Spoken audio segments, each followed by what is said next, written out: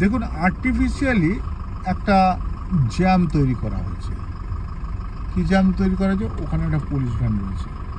আমরা এখন রয়েছি জাগুলি থেকে আমরা যাচ্ছি কাঁচাপাড়ার দিকে।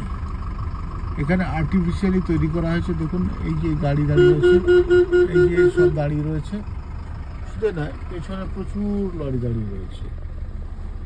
এটা কিন্তু আর্টিফিশিয়ালি তৈরি করা হয়েছে। একজন পুলিশ কর্মী ওখানে দেখুন টর্চ লাইট দিচ্ছে,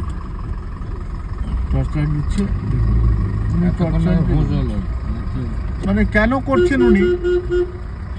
এটা কৃত্রিমভাবে তৈরি হচ্ছে এবং এটা হচ্ছে দেখুন এখানে দাঁড়িয়ে একটা জিনিস দেখা, এই দেখুন ঘিরে দিল, উনি কিন্তু ঘিরে দিলেন। এই যে একদিকে দেখা যাচ্ছে দেখুন টাকা তুলবার একটা টাকা তুলছে পরিকল্পনা।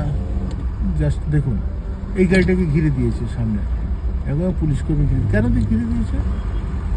এই দেখুন দাঁড়িয়ে রয়েছে, এই যে একজন, সব দাঁড়িয়ে রয়েছে পুলিশ কর্মীরা।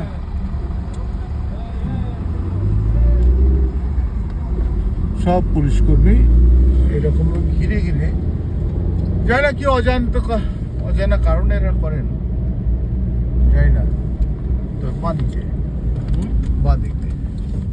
এটা চলছে, দিনের পর দিন এটা চলে একদম। এখানে লরিগুলোকে এইভাবে আটকে রেখে দেওয়া হয়। একটা ছেলে কি করছে কে জানে। যাবো কোন দিকে যাবো? চলো কি বলে।